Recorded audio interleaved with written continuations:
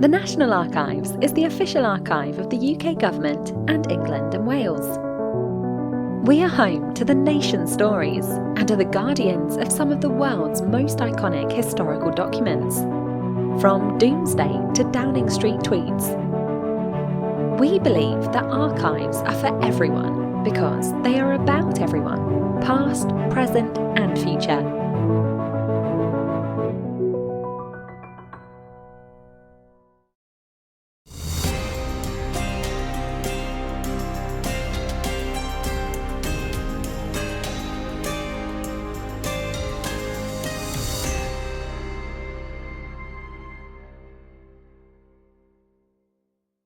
Good afternoon and welcome to What's Online, a regular series of online talks from the National Archives. My name is Elizabeth Bakes. I'm a medieval historian and a research fellow on the Virtual Record Treasury of Ireland project. I'll be facilitating today's talk, which is a collaboration between the National Archives and the Virtual Record Treasury of Ireland, which is an international digital humanities project working to reconstruct the collections that were lost in the destruction of the Public Record Office of Ireland in 1922. Before we get started, some quick housekeeping. This event will last approximately 1 hour and finish at about 3 p.m. UK time. If you do have any technical queries during the talk, please email our team at whatson@nationalarchives.gov.uk and they will try to assist you. You can also make use of live captioning throughout the talk. This can be enabled by clicking on the CC button at the bottom of your screen. Today's talk is the first in a series of 3 events tracing the history of Ireland from the Middle Ages through to the 1800s. I'm delighted to be joined today by my colleague Paul Dryburgh, a medieval collections specialist at the National Archives and co-investigator of the medieval strand of the Virtual Record Treasury project, who's going to use some of the key documents from the Treasury to discuss the history of English intervention in Ireland. So over to you, Paul. Oh, thanks very much, Elizabeth, and good afternoon, everyone. So I'm going to start, as I mean to go on. In May 1487, a boy was crowned in Christ Church Cathedral Dublin and hailed as King Edward VI of England. Those who pressed his claim soon raised an army of Irishmen and German mercenaries to invade England and depose the new king, Henry VII. A month later, they were defeated in the final battle of the Wars of the Roses, and Henry's crown was secured. Now, the boy is traditionally identified as Lambert Simnel, the son of an Oxford artisan who resembled Edward Earl of Warwick, nephew of the Yorkist kings Edward IV and Richard III, and cousin of Edward V and his brother Richard, the princes in the Tower. Recently, though, Philippa Langley has proposed that the child was indeed Edward V. Now, it's not my intention to launch into those debates today. It's more than my job's worth. What I want to explore instead is the long history which led to the crowning of a potential King of England in Ireland. Now, since the 1160s, when the English first arrived in arms, Ireland and England have been connected by fragile yet enduring personal, tenurial and commercial threads, underpinned by a network of parchment and paper records, marshalled by generations of administrators employed by the kings of England. Ireland became a crucible of English colonisation. Violent military and territorial expansion preceded the introduction of settlers and the machinery of government within a racially segregated legal framework. However, medieval Ireland has a much more nuanced history of an incomplete, fragmenting conquest where stories can be told from multiple perspectives. Coexistence and collaboration, intermarriage and ethnic union sat alongside constant warfare and segregation. Diplomacy balanced violence, and local initiative softened state power. So over the next 40 minutes or so, I'll try and give an outline of Ireland's medieval colonial past. Now, English intervention in Ireland came initially by invitation. Late in 1166, King Henry II received a visit while in Aquitaine, his duchy in southwestern France, from Dermot MacMurchadh, King of Leinster in southeastern Ireland, and claimant to the High Kingship of Ireland. Dermot requested Henry's support to reclaim his kingdom, from which he'd been expelled by Rory O'Connor, King of Connacht. Now, Henry permitted Dermot to recruit mercenaries within his dominions, which was a watershed moment in the history of these islands. Now, Dermot was introduced to Richard Fitzgilbert de Clare, the Earl of Pembroke, known to history as Strongbow. Now, to introduce Strongbow to provide him with military aid, Dermot offered the marriage of his daughter Aoife and the succession to Leinster, Ireland's wealthiest province, with long-standing commercial connections to Western England and Wales. Now you can see here in this Victorian reimagining, which is well worth seeing should you ever be able to visit the National Gallery of Ireland, the pain and destruction subsequent generations believe stem from this union, which took place in 1170. Now Strongbow ultimately journeyed to Ireland in August that year with 200 knights and around 1,000 others. And this formed the largest of several waves of men recruited by promises of land should Dermot succeed in regaining his kingdom. The most notorious was that of May 1169, when Robert Fitzstephen and Herbert de Montmorency, Strongbow's uncle, landed at Bannow Bay at the southeastern tip of Ireland. Now these forays introduced hundreds, if not thousands, of aristocrats and their tenants into Ireland. And while we often speak of a Norman invasion, this was a diverse group with Frenchmen, Bretons and Flemings, as well as Welshmen included. So it's now common to speak of them as English, mirroring their identification in contemporary sources. So Dermot quickly regained his kingdom after successful attacks on Waterford and Dublin and raids further north. But when he died around Easter 1171, his gains were threatened. So Rory O'Connor besieged Dublin and offered Strongbow only a fraction of the Leinster settlement he'd been promised. The English, however, routed his army and camped outside the town, which precipitated a crisis, because when Henry II learnt of this unlicensed, untramelled freebooting, he ordered all ports to be closed and the invaders to return home. Now that ship had, of course, sailed, both metaphorically and literally, and Strongbow and his allies had spent several months defeating Dermot's enemies and creating order. Henry, though, was not a king to mess with. He'd already seized Strongbow's English and Norman estates and would only tolerate, in the words of one chronicler, that he should be constable and seneschal of all Ireland, essentially Henry's main agent. And in October 1171, Henry himself launched a full-scale invasion. And that ushered in more intensive colonisation, the Crown establishing administrative centres in Dublin, Wexford and Waterford, thereby strengthening commercial contacts with, particularly, Bristol. Now, Henry also received submissions from many dozens of native rulers who competed for lordship and territorial rights across Ireland, placing himself in the role of High King. For the writer Gerald of Wales, whose ancestors were conquistadors in Ireland and who sought to justify what had, by the early 13th century, become a full-blown conquest, these kinglets, a term often used by English writers to denigrate Irish rulers, hereby recognised Henry's imperium, whatever that means, over Ireland, the first of several assertions of English lordship in the coming centuries. One of England's most innovative, driven monarchs, Henry, who had introduced legal reforms proclaiming the power of the secular over the spiritual, brilliantly reverse-engineered the justification of his invasion and declaration of superior lordship. Fresh from the crisis caused by the murder of Thomas Becket, he claimed the authority of the English Pope Adrian IV by a bull of around 1155.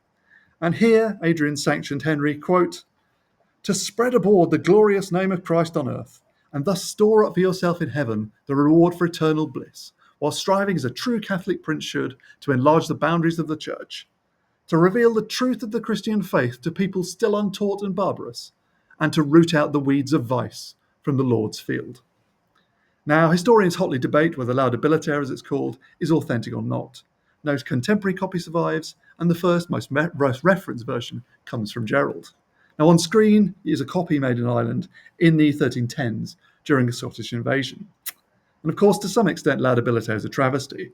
Irish monasticism played a huge role in Christianizing Europe, and its learning culture was a shining beacon for centuries. Now, while Adrian's successor Alexander III praised Henry for bringing law to the barbarous and uncouth people, Adrian, and by inference Henry, had tried to manage the extension of spiritual and secular power under papal authority. So Henry couldn't have made himself king and could not, in theory, sanction any other claims as overlord.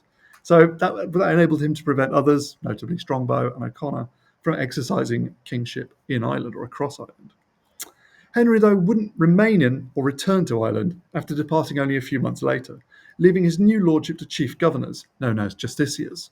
There then followed decades of bloody conflict, characterised by Gerald of Wales as inimical to European chivalry. Now, advances in military technology, embraced by the English, allowed them to extend their reach across Ireland. Heavy armour, mobile war horses, and the construction of firstly earthen mounds and then later sophisticated stone castles, such as the one built at Trim, west of Dublin, in his new lordship of Meath by Hugh de Lacy, gradually ensured dominance over swathes of territory, allowing the importation of people and the mechanics of government.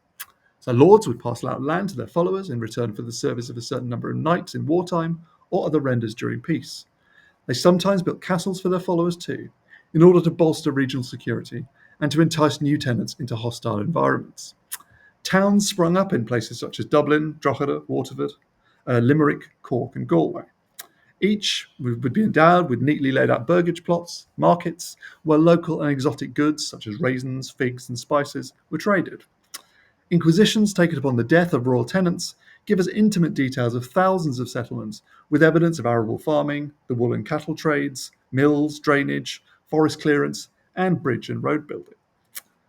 Now, whatever Henry's ambitions for Ireland, his priorities in England and Normandy meant a potential loss of royal control, and with it those early gains. So in 1175, he concluded a treaty with Rory O'Connor, in which he conceded a kingdom to Rory outside Leinster. In return, Rory would pay cattle hides as tribute, Irish style, and would in continental style perform fealty. Now, a provision that potentially could have caused controversy, restoring their lands and liberties to the people of Ireland in return for tribute paid through Rory, was also included. And he would act as judge over anyone accused of rebellion and accept hostages from all whom Henry had committed to him, and would himself give hostages at Henry's will. This left both men feeling they held the whip hand over the peoples of Ireland. Nevertheless, it appears that while violence remained endemic and frontiers constantly moved, English lords accommodated local military and cultural tendencies, while remaining sensitive to the logistics of colonisation from overseas. Multiple shifting alliances could be forged as branches of families, both native and settler, jostled for superiority. Even more so as several prominent English lords married into Irish royal dynasties, such as Hugh de Lacy, Lord of Meath, who wed one of Rory's daughters. Now, Henry was not, though, a man to sit on his laurels. Only 2 years after concluding the Treaty of Windsor, he awarded his 11-year-old son, John, the Kingship of Ireland, for which he would do homage to his father, and for which Henry asked the Pope to provide a crown. Now, there's some debate about whether John was actually to be made king. Young though he was, as you can see here on his fantastic seal, used to authenticate documents written in his name, John remained keen to demonstrate the warlike virtues expected of a contemporary monarch. You can kind of see here his conical helmet, the flashing sword, the heraldic shield, and his athletic warhorse, kitted out in the latest armour and bridle. Now, you'll all know John by reputation, not least from my favourite Disney film, The Terry Thomas as John. Now, he was one of England's worst kings, and his troubles as figurehead began in Ireland. Now, having said that, he's one of very few monarchs to actually prioritise Ireland during his lifetime, visiting far-flung parts of the island. And in 1185, John led an expedition to rein in senior lords and reimpose English lordship. He made extensive grants to his own followers and friends, overriding Henry's settlement and causing the Gaelic kings of Connacht, Thomond and Desmond, sort of modern-day County Limerick, Cork and Kerry, to rebel. But defeated in battle, John ended up limping back to England. But his politicking in Ireland continued when he became King of England, although still Lord of Ireland, in 1199, and he aimed to expand the conquest at the expense of Irish rulers. In typically slippery manoeuvres, John also connived to set English lords against each other. He loved to divide and rule. And in the first decade of the 13th century, for example, he deprived William de Burgh of the lordship of Limerick, in favour of his erstwhile friend William de Breuse, to whom John regranted Limerick in exchange for a fine of nearly £4,000. John also endowed Hugh de Lacy, Lord of Meath, with the earldom of Ulster. It was not simply to install a reliable military ruler in the north, it was also to act as a counterweight against the insurgent power of William Marshal, Earl of Pembroke, Lord of Leinster. Marshal, who was the greatest warrior of his day, took huge profits from his Irish estates, which actually outstripped his English and Welsh lands, and was not to be trifled with. It was even more so after John's loss of the Duchy of Normandy, which had been part of the English royal style since 1066, in 1204, and that created greater land hunger among the elite and weakened personal loyalty to the king. So Ireland and England were tinderboxes under John. The sparks which ignited a serious fire were William de Breuse's indebtedness and his knowledge of John's alleged murder of his nephew and counter-claimant to the throne, Arthur of Brittany, in 1203. Now, faced with demands for full payment of his enormous debt for Limerick, and with the king seething at William's violent reaction to being forced to surrender estates in the Welsh Marches in 1208, de Bruys fled to Ireland. John again launched a full-scale expedition, 25 years after his first, but this time with more success. So he brought those who had harboured de Bruys to heel and imposed an unpayable fine of around £26,000 upon him. Now, while his treatment of his enemies was part of John's long road to Magna Carta 5 years later, in Ireland he also attempted to consolidate the unravelling conquest. So he declared that English law was to run throughout Ireland, leaving it jurisdictionally dependent upon England, or Britain eventually, until the early 20th century, and excluding the native community in theory from what were perceived to be the benefits of that law. Unlike in the Marches of Wales, no hybridised legal system developed, and to obtain English law, people of Irish ethnicity either had to pay or to receive patronage for some kind of favour or service. Now, John's justifiably then known as a lawmaker and an administrator, and he attempted to bring bureaucratic order to his lordship. Now, it was during his reign that the Royal Chancery, the principal writing office, began copying different types of royal letters onto long parchment rolls, which had preserved tens of thousands of executive orders. In Dublin, he founded an exchequer around 1200, and this received and dispensed royal revenue and managed royal finances. And you can see on the screen a facsimile of an original sketch made in the early 15th century. And it depicts an exchequer session. So the royal official's facing away from us, and he's having his account challenged by various officials around the table, while others take detailed notes. By 1232, in the reign of John's son and successor Henry III, Ireland received a deputed Great Seal, the formal apparatus by which written commands were authorised. You can see on the left, the front, or the obverse, the king crowned, seated in majesty, dispensing justice. And on the right, you've got the Royal Arms of England, supported by 2 lions.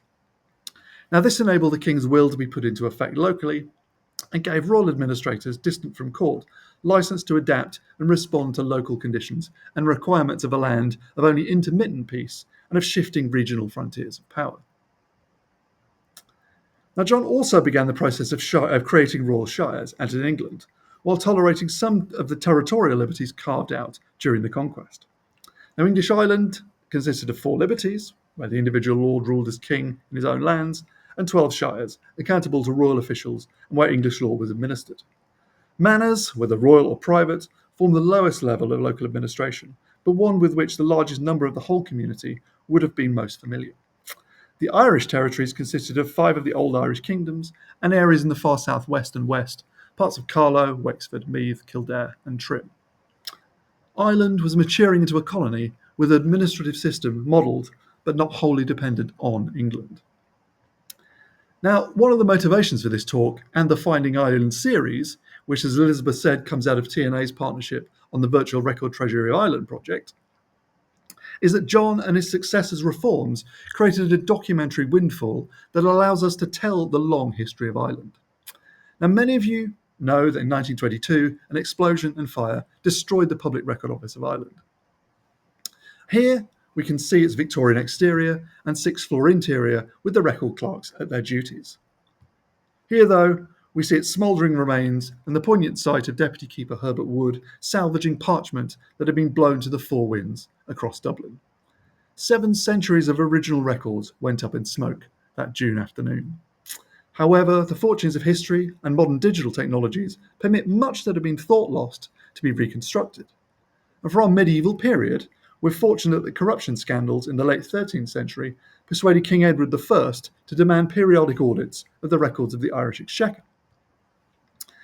Copies of the rolls onto which were recorded the daily incomings and outgoings of money from across the lordship were brought to Westminster and deposited for posterity.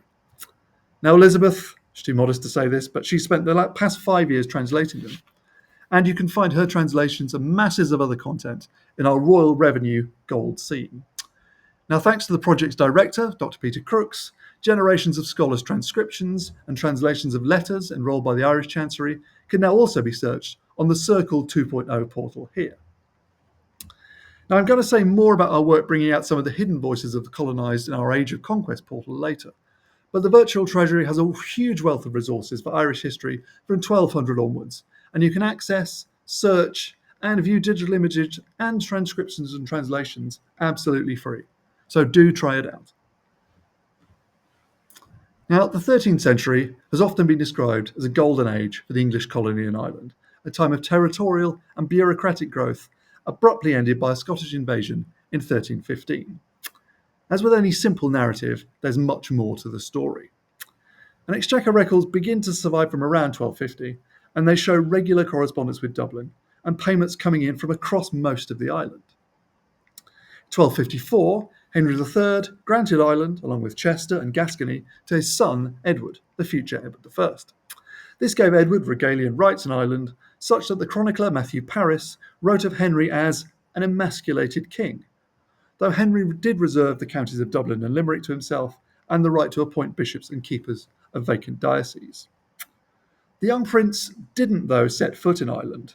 When he became king in 1272, many of his justiciars were former household knights, intimately bound to him by ties of personal service, and they furnished him with important insights into how the lordship was run. Men like Geoffrey de Joinville, who came from the same French family as the famous chronicler of the Crusades of the French King Louis IX earlier in the century, served as chief governor and married into dynasties with Irish estates. So Geoffrey's marriage to a de Lacy heir brought him the valuable liberty of Eastern Meath, for example. Now, the grant of Ireland had been made to Edward while Henry struggled with domestic political crises and attempted to raise astronomical funds for rebuilding Westminster Abbey and to place England at the heart of European power structures. So Richard of Cornwall, Henry's brother, had become Holy Roman Emperor, and Henry harboured hopes of taking the crown of Sicily for his younger son. Now, as heir to the throne, of course, Edward required a decent settlement and an opportunity to test his lordship skills. Ireland in the previous decades had witnessed further rebellions as court rivalries spilled out beyond England and from lords with cross-channel estates, including that of Richard Marshall, Earl of Pembroke, who was assassinated on the Curragh in 1234. Now, worse still, during the 1240s, two of Ireland's leading colonial dynasties died out in the male line.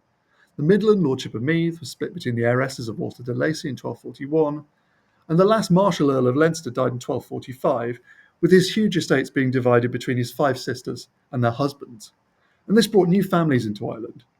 The Mortimers of Wigmore in Herefordshire, for example, received the lordship of Dunamace in the Irish Midlands, worth an impressive £343 per annum, more than their other partitioned lands in England.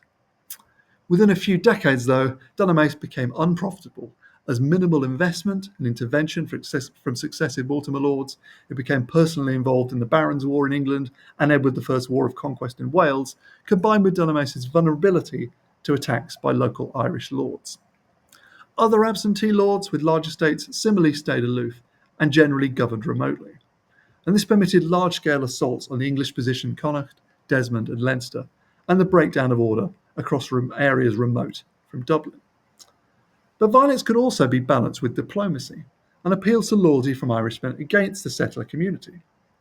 Irish kings corresponded with English kings, though usually using a rhetoric of subjecthood. Remarkable examples survive here at the National Archives. So in 1261, Phelim O'Connor, a king of Connacht, wrote to Henry III. Now he thanked him for instructing the justiciar to restore damages inflicted upon his lands in Cadgeross Common, as well as on royal lands and castles there. And he reported the slaughter of churchmen and nuns caused by the local English magnate Walter de Burgh. However, the justiciar's death meant that nothing had happened, and Phelim asked for renewal of letters. Crucially, if perhaps disingenuously, he assured Henry of his fidelity to him and to Lord Edward, that he had, quote, never withdrawn from your faithful service, nor that of your son, on account of any solicitation made to us by the Irish, nor will we ever withdraw. Now, this juxtaposition of his loyalty with the insinuations of an undefined Irish are particularly striking. Similar appeals by Irish kings against the machinations of their local English and Irish rivals can be found here in a letter of 1274 to the magnificent Prince, and if it pleases, a Reverend Lord, Edward I, from Niall Culach O'Neill, King of Inishowen, and 5 other community leaders in the north. They reveal a large-scale war had been fomented in Ulster by certain Irishmen at the instigation of the Mandeville family. Royal lands were burnt and tenants killed and robbed. The inspiration for the war had been the reasonable debt-collecting activities of the Seneschal of Ulster.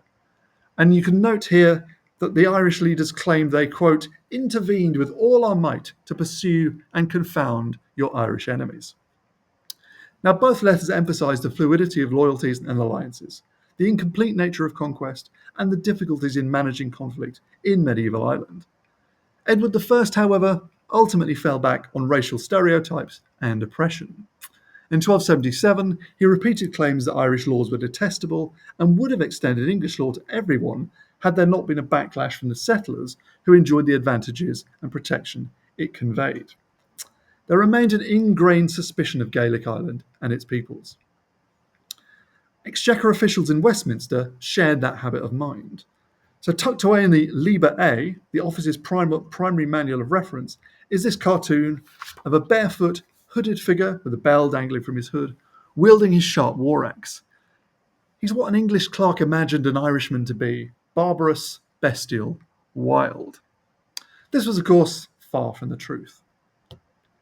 In 1317, Murhertic O'Brien, claimed to the kingship of Thomond, sued before the Irish Council in both English and French without an interpreter. And he was reported as being, quote, a good instrument to a foreigner's prejudice, indeed he was. For of various tongues he skilled, to the extent that in any controversy he could fluently speak them to oppose the Gaul, the foreigner. Now, the royal courts which emerged in Ireland from the middle of the 13th century largely reinforced segregation along ethnic lines. Individuals of Irish ethnicity were usually debarred from pleading, though not completely. One fascinating example, taken from the oldest document to have survived the fire of 1922, the Exchequer Memoranda of 1309-10, shows a successful suit by an unfree Irish tenant on the Royal Manor of Saggart in County Dublin.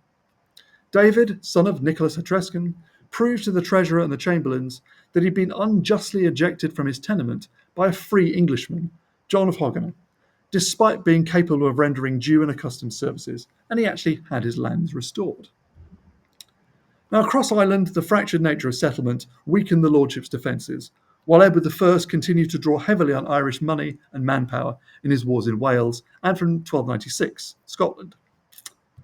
And in a parliament held in Dublin in 1297, several ordinances were passed.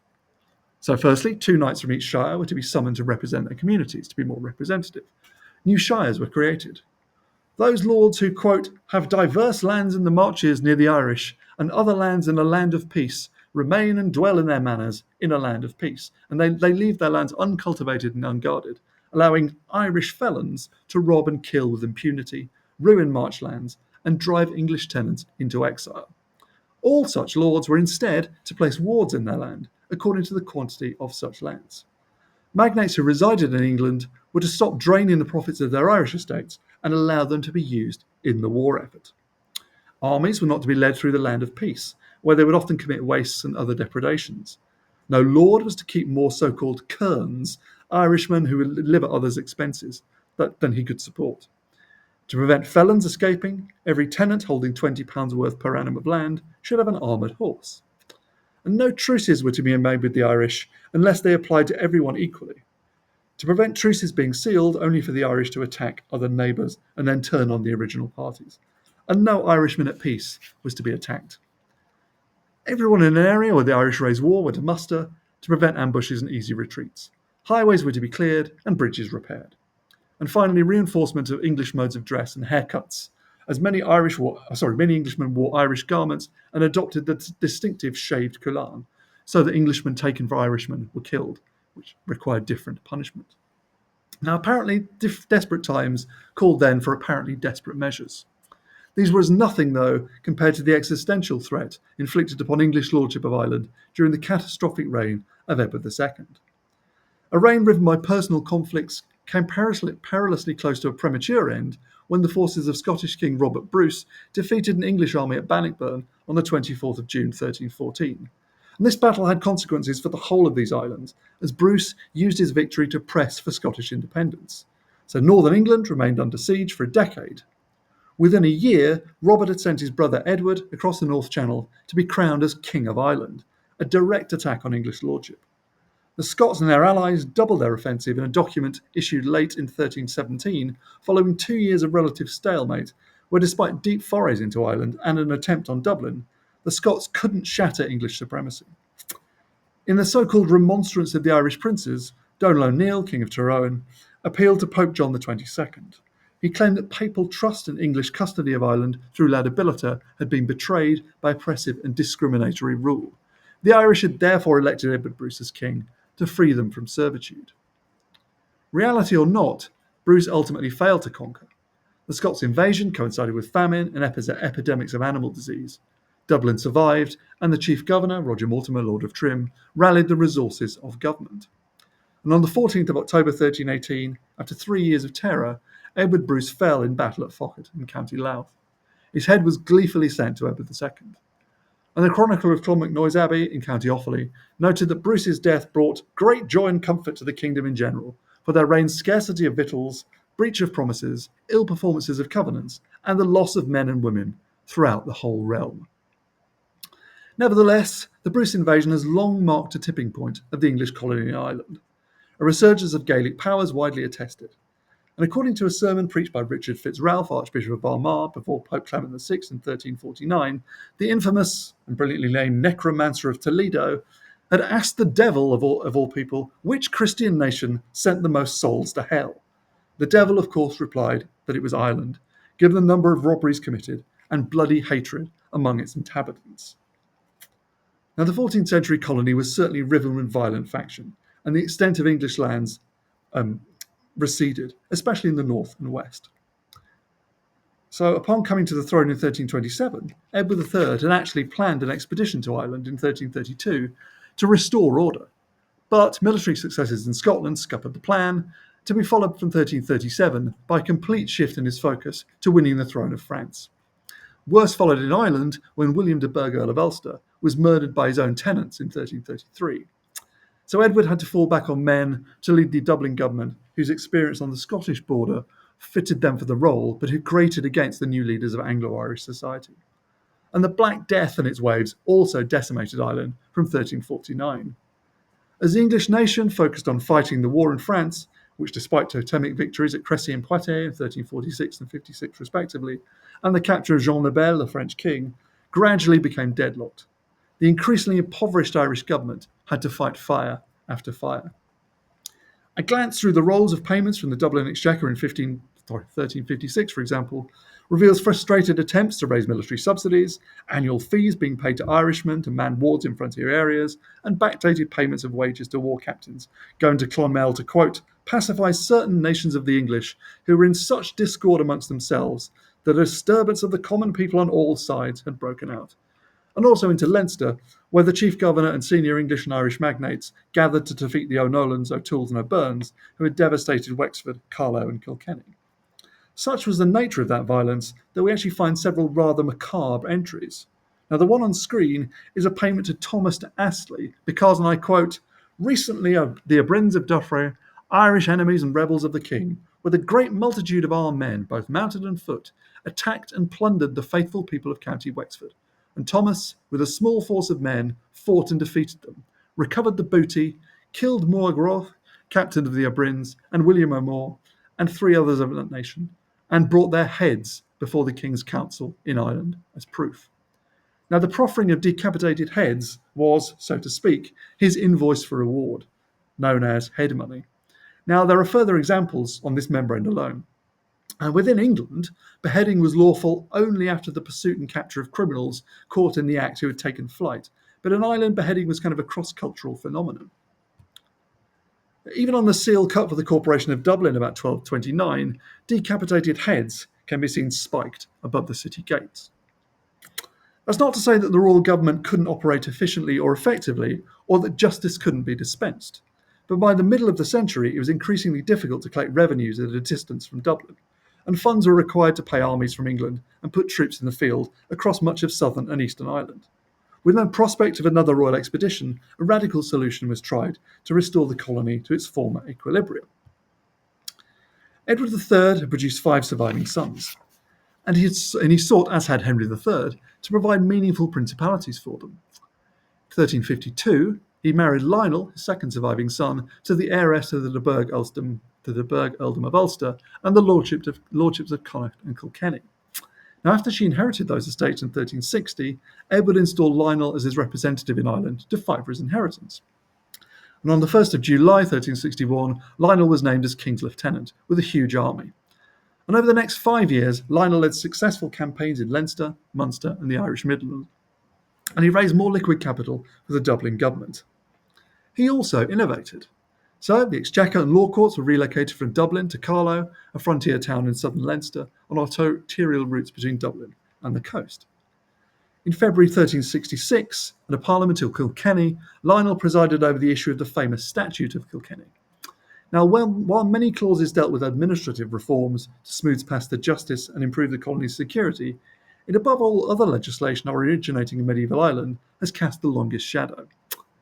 The relationship between settler and native was, as we've seen, schizophrenic. But for those attempting to legislate to return Ireland to its former extent, and therefore profitability, there are cultural issues to be addressed. And what are quite conservative measures, really. Parliament ordained that no marriage alliance with the Irish was to be arranged, no children were to be fostered, or concubines taken.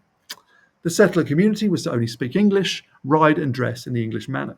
Irish minstrels or entertainers were not to be patronised, and Irish monks or clerks were not to be received or beneficed in the settled areas. Now, Lionel left Ireland almost immediately after issuing the statute and died 2 years later, his inheritance passing to his daughter Philippa and her husband, the teenage Lord of Trim, Edmund Mortimer, 3rd Earl of March. Lionel's reforms had little long-lasting effect, his grandson Roger Mortimer, the 4th Earl of March, even dying in battle in 1398 as he was mistakenly killed being dressed in the Irish fashion. Now, it was the Mortimer Earls to whom the Crown looked to manage the lordship as the 14th century ebbed. Lords of a vast transnational inheritance centred on Clare in Suffolk and Wigmore in the Welsh Marches, the Mortimers were, through Lionel, also claimants to the English throne, another complication in the intertwined politics of Ireland and England. In 1380, Edmund undertook a successful mission to Ulster, restoring control over at least some of his estates and leading military expeditions across Ireland. Tragically, he perished at Cork around Christmas 1381 with his mission unfulfilled, and leaving 7-year-old Roger as his successor. So by 1390, no English king had set foot in Ireland to exercise lordship over disparate peoples, dispense patronage and justice, or to personally bring Ireland within his framework of rule for 180 years. This dramatically changed in 1394 when Richard II launched a huge expedition as part of his attempts to assert his kingship across his dominions and demonstrate some of the kingly virtues his contemporaries felt he most lacked. He also aimed to address the shrinkage of his lordship and to bring leaders of the Irish community to submit. Vain, naive, obsessed with his regality, Richard set out in October 1394. Between then and the following May, he fought, negotiated and feasted his way from Waterford to Dundalk, Dublin and Kilkenny and back again. And over that time, he negotiated and received the ritual submission of over 80 Irish kings and major nobles. These submissions involved swearing to be Richard's true liege man, over whom he would have power of life and death. Now, the documents, as you can see on screen, record events on a particular day and at a specific location. Some happened in large outdoor and public places with a large audience, others in more private chambers. And around a dozen of the original instruments drafted by a notary public, sort of an authorised legal scribe, complete with their notarial mark, survive at the National Archives, and you can see one of those on the right there. More was certainly created as Richard ensured their texts were recorded on the memoranda roll of the English Exchequer, which you can see on the left.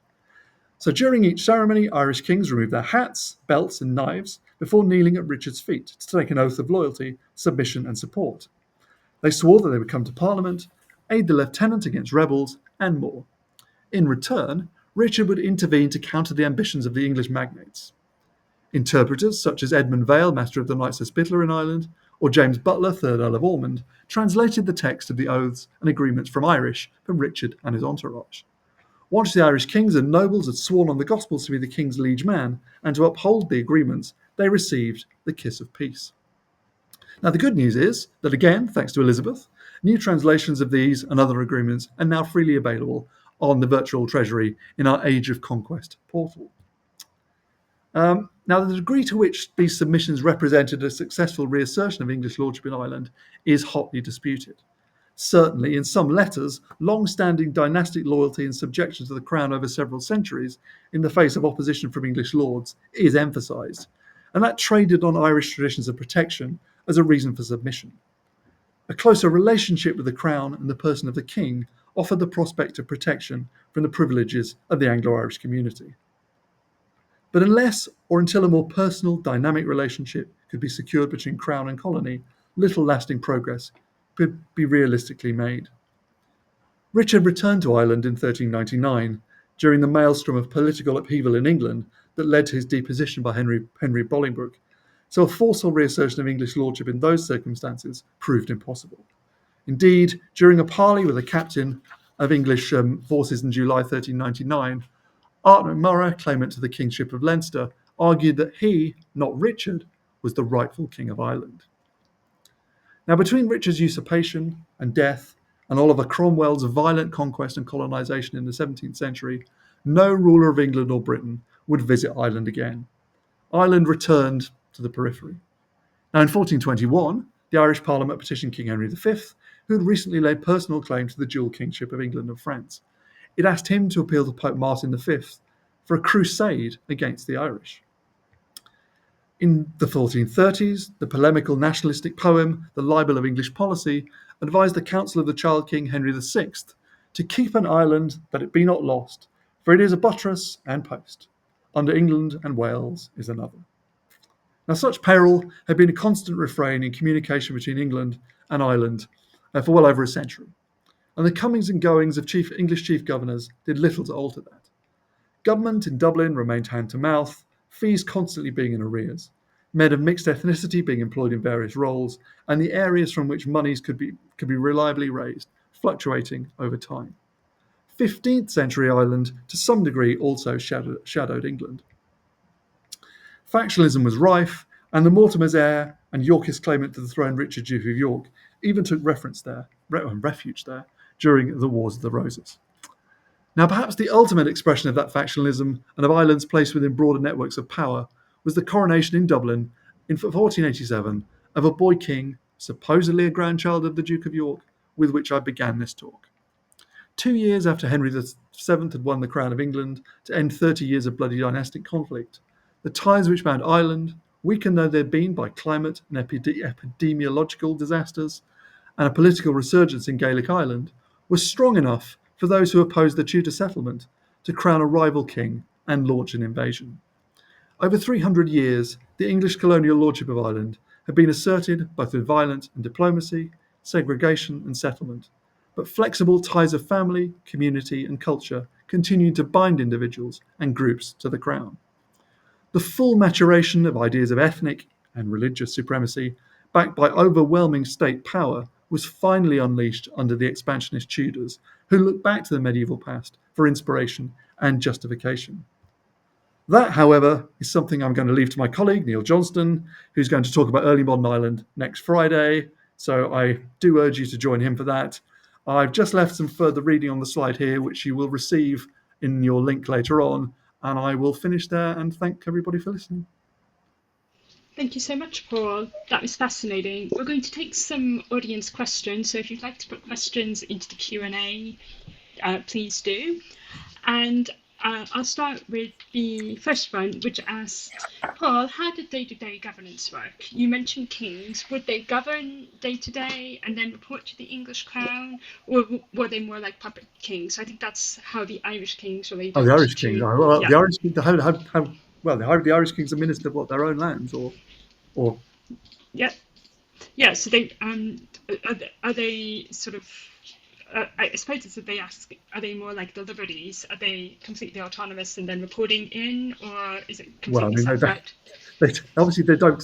Most Irish kings don't feel they need to report to the English king or to the English government. It depends what the nature of the relationship is, and obviously, because as we've saying, there are multiple shifting alliances, and sometimes it's politic for Irish rulers, Irish lords, Irish kings to work with local magnates or with the crown. Then in those senses, they would potentially be awarded a fee by the Irish government in Dublin, and they would then interact with that government to collect that fee. They would obviously then be in a relationship with English war captains, say, or with local lawyers or local landlords, whatever it would be. But at the top level, they are independent. They see themselves as independent. The submissive nature is really kind of in the English approach to government. But of course, in order to get diplomatic relationships working, often Irish kings have to talk the language that the English king would expect to hear. You see what I mean? Yeah. That probably doesn't answer the question quite, but No, I think that answers one half of the question. Then what would you say about day-to-day government in terms of the English government in Dublin? oh well, okay, well you know more about that than I do, or you know as much about it. So I mean, English government in Ireland is based on the English model. So there are various instruments of government. There's a chancery, the writing office. There's an exchequer, the finance office. There are law courts. The exchequer, for example, we know is open during terms. There's 4 terms of the year, so it opens on certain days. It's open on certain days, and anybody can go in. Royal officials can go and pay in money. They can receive their fees. Members of the community at large can bring in suits. They can purchase writs to launch suits in various different royal courts. The Chancery is issuing documents on a daily basis, putting the royal will into effect, which, technically, of course, is generally not the will of the king, the immediate will of the king. I think you and your colleague Lynn, we did some calculations on the kind of how the nature of transit of royal orders from London, say, to Dublin. And sometimes you can actually find that royal commands are travelling very quickly, can't you? Within sort of a week, 10 days. Other times you're seeing evidence of, it's taken 3 months, 5 months. Yeah. You do find evidence of royal messengers, drowning or losing letters at sea. The nature of the nature of the journey today. If you don't use a plane as I do, it takes a long time even now. So. But day to day, it's very much a kind of the Dublin government functions very well mostly, and that they're raising money, they are sending out orders, they are appointing officials, they're trying to administer the shires and towns and the relationship there in terms of the king's profit, upholding of the king's laws. Yeah, absolutely, and they do constantly use it as an excuse, don't they? Oh, we didn't get this, so we go back and forth. And so we've got a lot of questions coming in, so I'll work my way through them and we'll see how it goes. This one's great. What is your favourite question in virtual treasury from this period? And my favourite what? Sorry. Your favourite document in virtual treasury. So you can't do TNA. You have to do the treasury. Oh, that's interesting. I mean, I suppose really because I'm actually working on it for an edition at the moment. I do like I've mentioned the earliest surviving document that survived the fire, the Memoranda of 1309-10.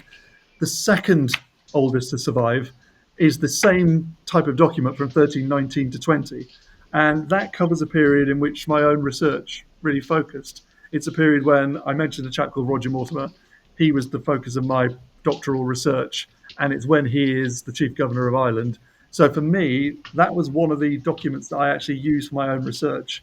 And now I've got the chance to, thanks to the Irish Manuscripts Commission, to edit that for publication. Hopefully that'll be coming out in the new year. But you can already search that and some summary descriptions on the virtual treasury. So the reason why I like that is, A, it survived the fire, which is amazing.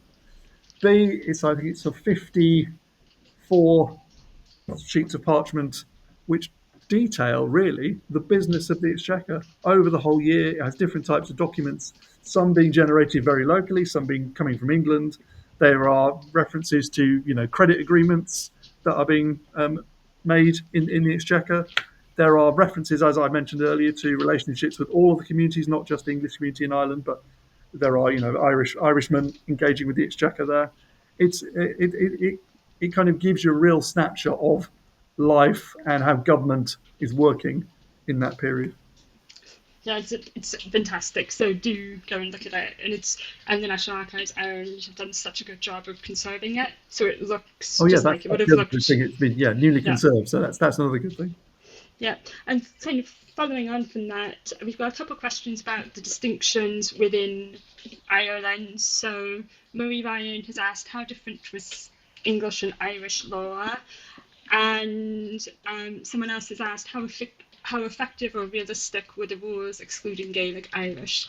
Are there examples of local English officials dodging these rules or turning a blind eye? Oh, absolutely. I mean, there are lots and lots of references to English rebels all over, all over, as well as Irish enemies and English rebels is a very common refrain.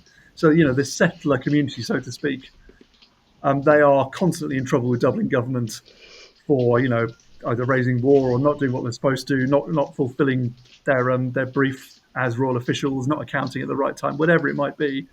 In terms of the other question, I mean, obviously there is a big difference in Irish law and English law. A lot of I mean, the English law is generally the common law, English common law, which goes by precedent. There's lots of it's a lot of the trials that are by jury, that kind of thing.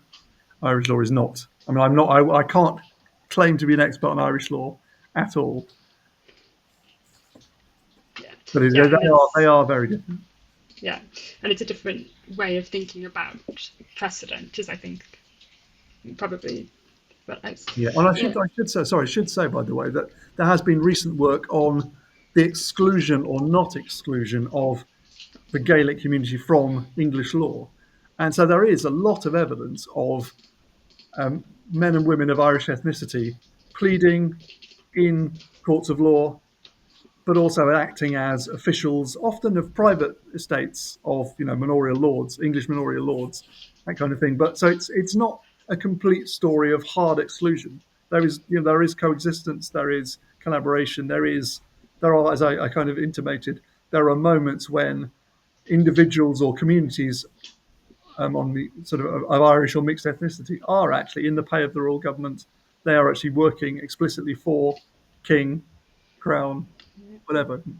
Yeah, and we see them in the court system, don't we, where people's rights to law are being tested, and sometimes they Mm. win and sometimes they lose. It can be hard to tell, can't it? Yeah, yeah. What's going on And I say often across? the other thing, sorry to say, is often English litigants try and get rivals to be described as legally Irish, and therefore they can't plead. And then of course the court has to decide, well, are they Irish or are they English? And sometimes it goes either way.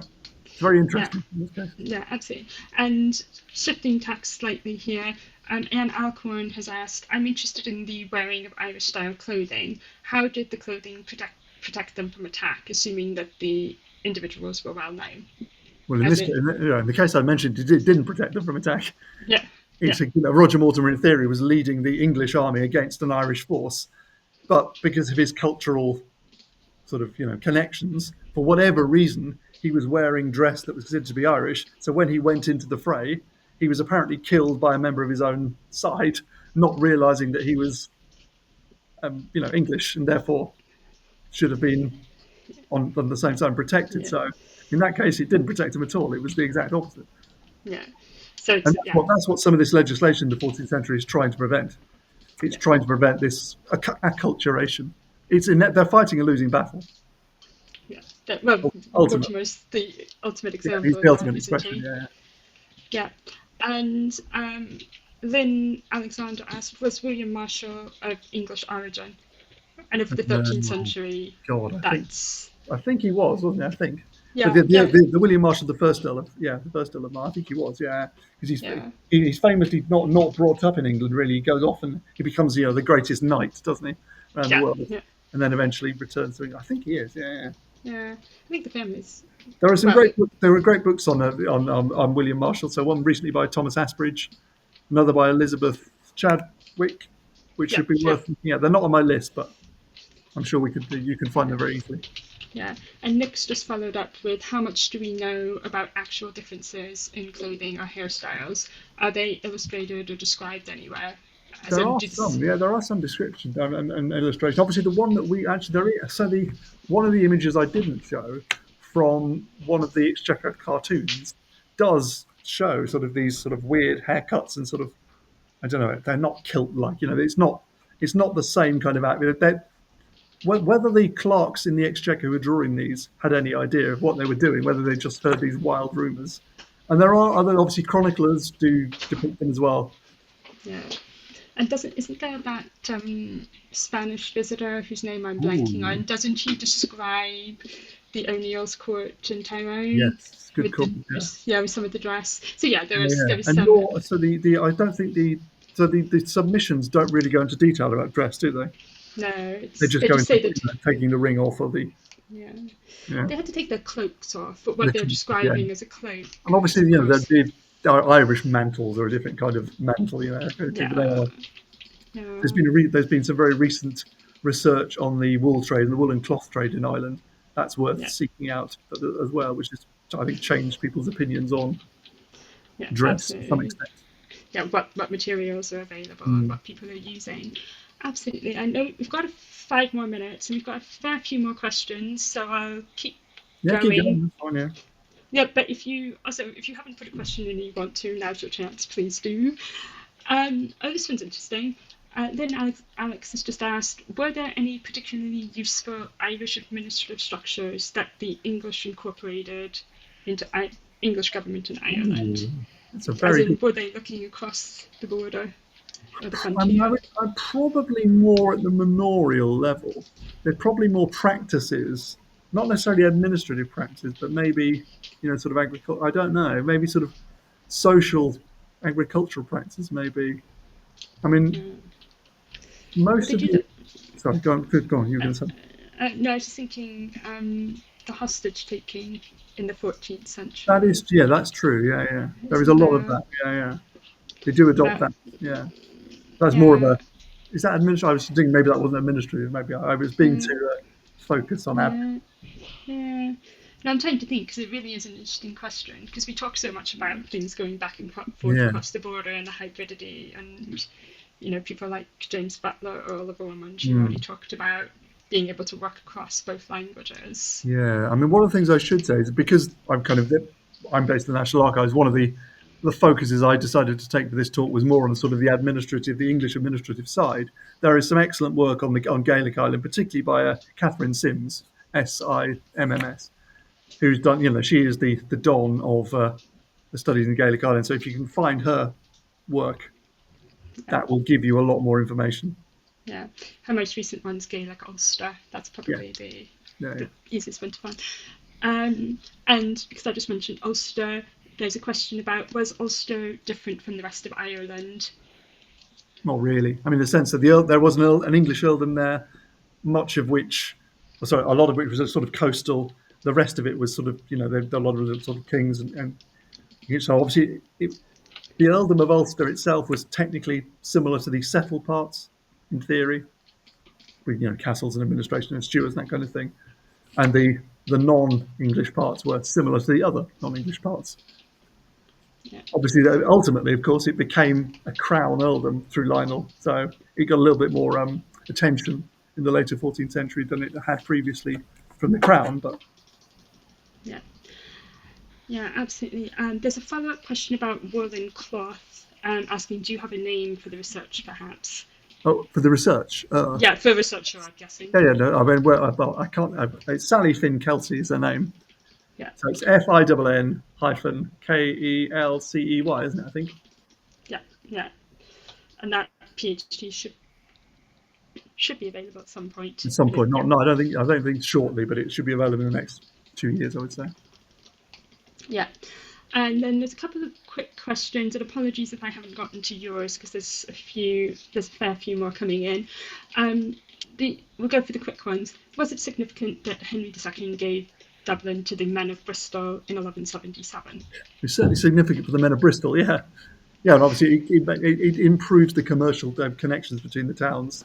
It gives people in Bristol a reason to colonise. It gives outlets for Irish products.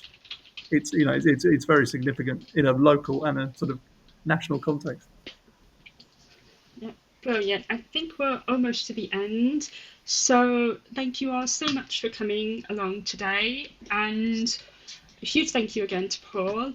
Please do come along next week, same time, for part 2 of our Finding Ireland series, where Neil Johnson of TNA will be talking about early modern Ireland, and there is a link to booking that event in the Q&A.